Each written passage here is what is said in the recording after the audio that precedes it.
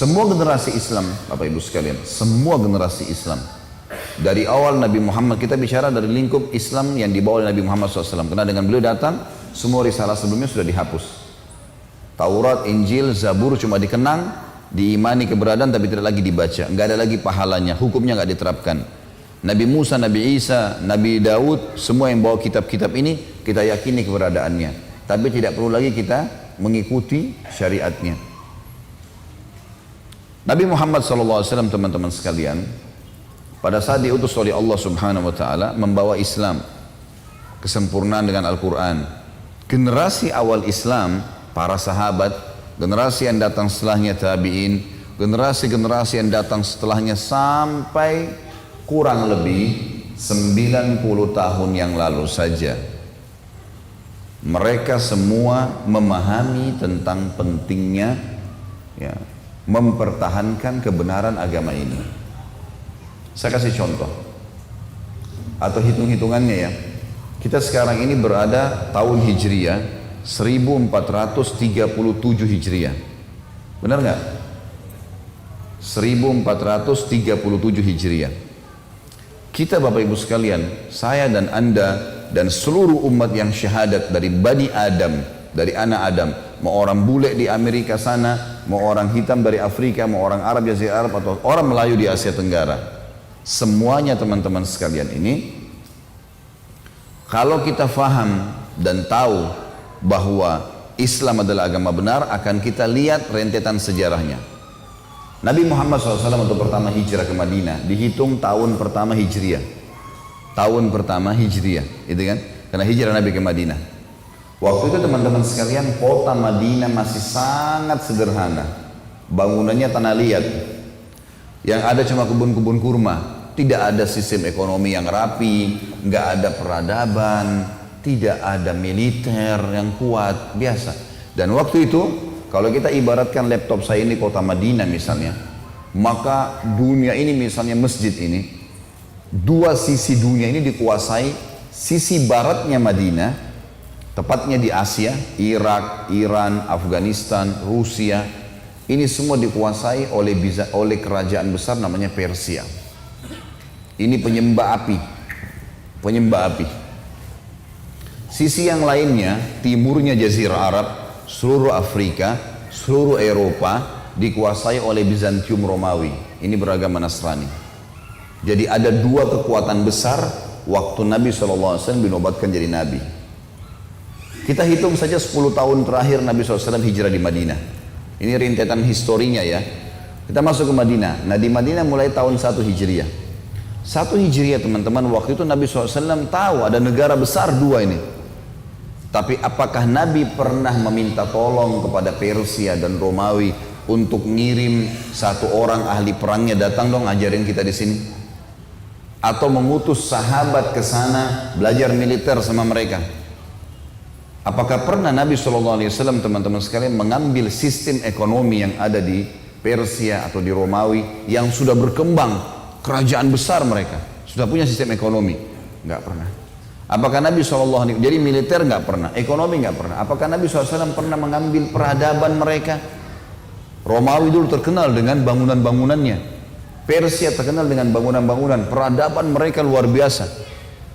Tapi Nabi SAW tidak pernah ngambil itu semua. Lalu Nabi SAW apa yang dibangun? Dimulai dari apa? Sekarang kita ini generasi muslim ini. Dimulai dengan kota yang sangat kecil namanya Madinah, tidak punya peradaban, tidak punya ekonomi yang sistem ekonomi yang rapi, tidak punya juga sistem militer yang kuat. Dari situ landasannya Al-Quran dan Sunnah. Nggak butuh yang lain. 11 tahun, 10 tahun Nabi SAW di Madinah. Dari tahun 1 sampai awal tahun 11 Hijriah. Nabi SAW terapkan itu. Dan sebelum beliau meninggal, Al-Quran sudah sempurna turun 30 juz. Maka seluruh Jazirah Arab waktu itu tunduk. Setelah Nabi SAW bebasin kota Mekah, kurang lebih di tahun 8 Hijriah, maka seluruh Jazirah Arab, suku-suku Arab datang mengucapkan syahadat di Madinah. Tunduk semuanya. dengan hukum Nabi SAW. Sampai Allah mengatakan, A'udzubillahi minasyaitonir rajim, idza jaa nasrullahi wal fath wa ra'aitan nasa yadkhuluna fi dinillahi afwaja fasabbih bihamdi rabbika wastaghfirhu innahu kana tawwaba. Hai Muhammad, kemenangan Allah sudah datang, pembebasan kota Mekah, dan pasti kau akan lihat manusia setelah itu berbondong-bondong masuk ke agama Allah. Tugasmu hanya nyampaikan, selebihnya bukan urusan kamu. Maka bertasbihlah kau pada saat itu kepada Tuhanmu, dan bertaubatlah kalau punya salah-salah.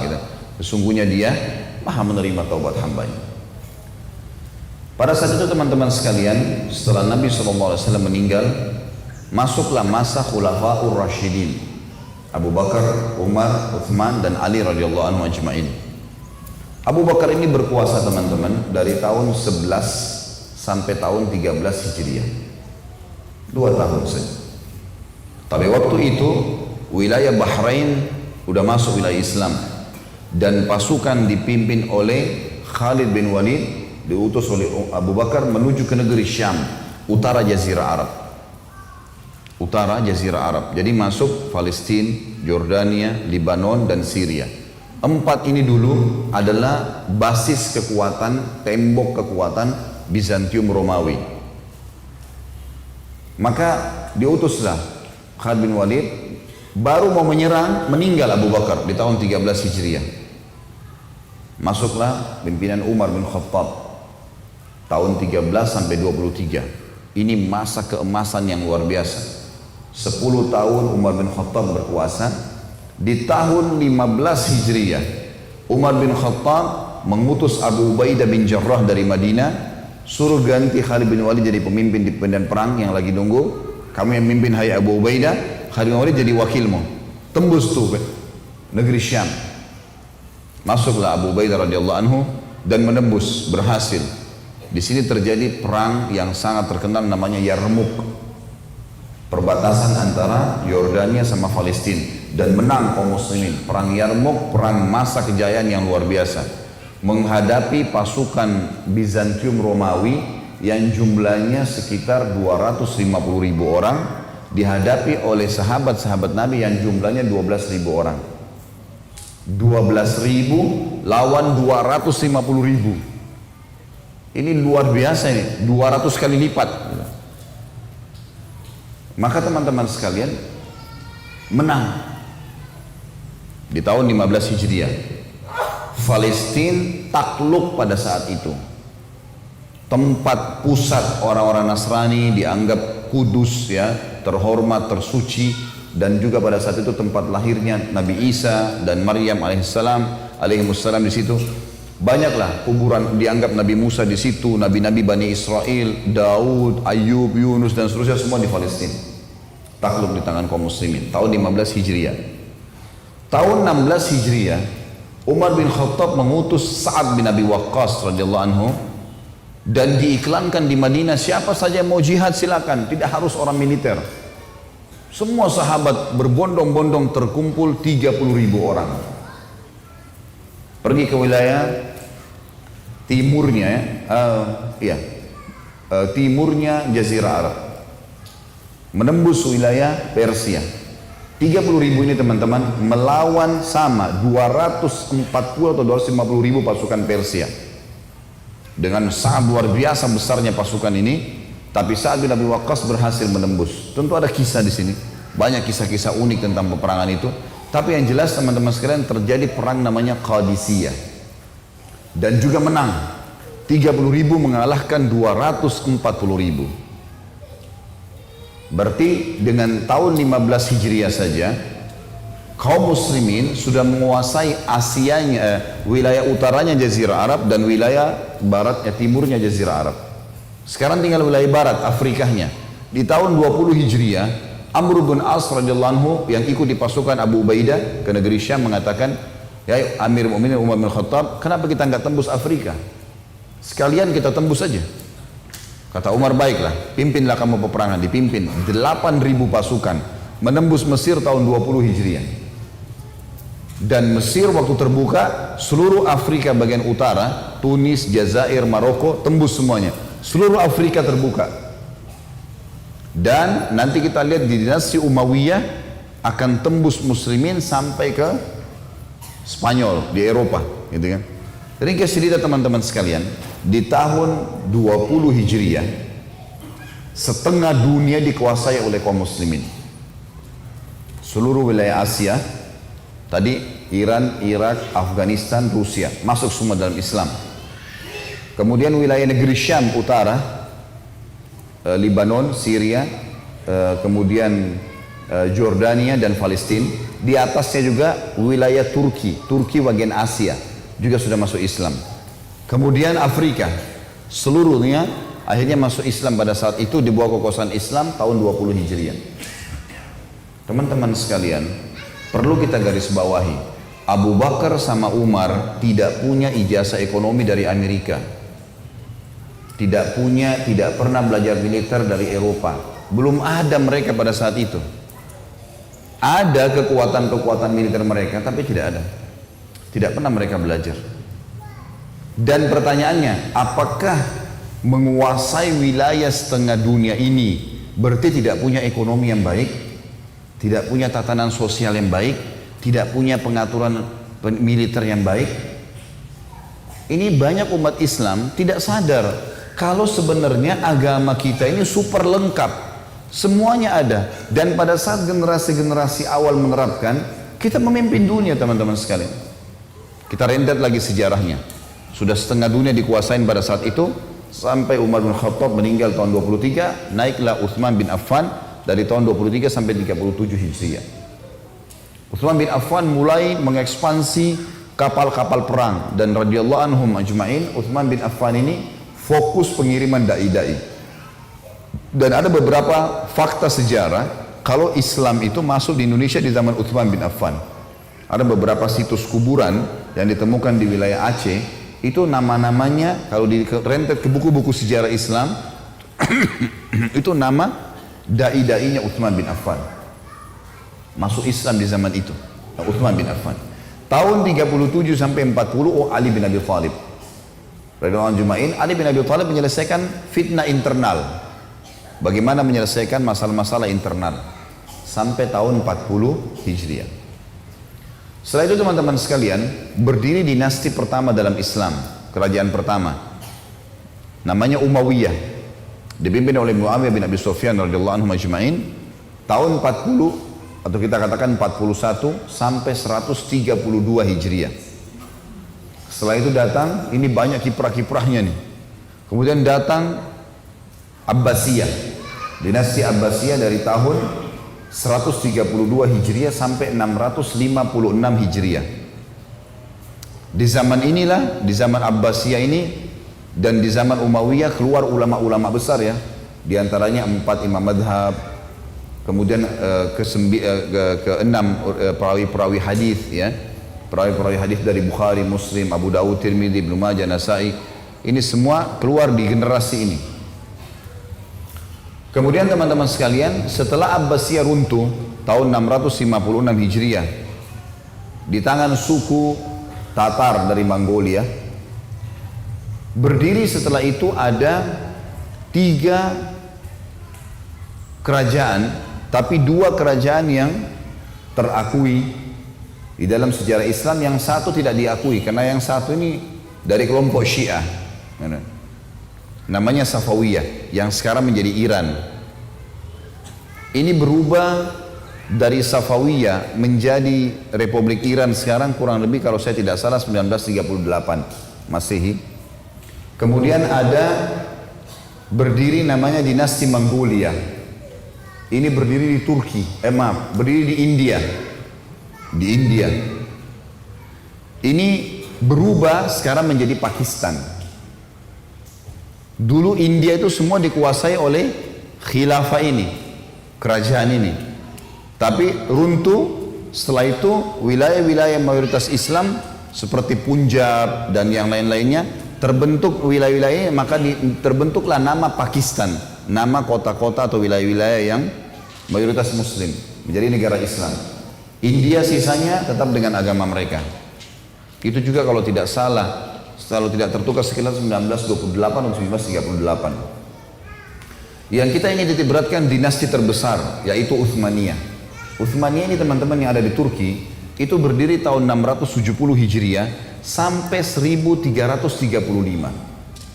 1335. Kita sekarang 1437. Kalau kita kurang, tahun kita sekarang 1437 sampai masa kejayaan terakhir Uthmaniyah 1335, kurang lebih 92 tahun saja yang lalu. 92 tahun yang lalu saja umat Islam tidak menguasai dunia. Hanya itu. Sebelumnya kita luar biasa kiprahnya umat Islam ini. Uthmaniyah itu teman-teman sekalian, seluruh wilayah Islam itu dikuasai sama dia. Termasuk Indonesia dulu, kita punya ada kesultanan banyak. Ada Kesultanan Tidore di mana? Di daerah Maluku. Ada kerajaan Aceh, ada Sultan Hasanuddin dan Alauddin ayahnya di Makassar, ada Sultan Banten, ya kerajaan Banten. Semua ini mereka rujuk kepada Uthmaniyah. Mereka semuanya ya kembali ke sana. Anggap ada khalifah di sana dan mereka dianggap sebagai gubernur-gubernurnya. Walaupun di Indonesia dianggap sebagai raja-raja gitu. Jadi kekuatan Islam sangat luar biasa gitu. Dan ini semua teman-teman karena kasuistiknya adalah mereka kembali kepada Al-Quran dan Sunnah. Maksudnya adalah masih menjadikan Islam Al-Quran sebagai landasannya.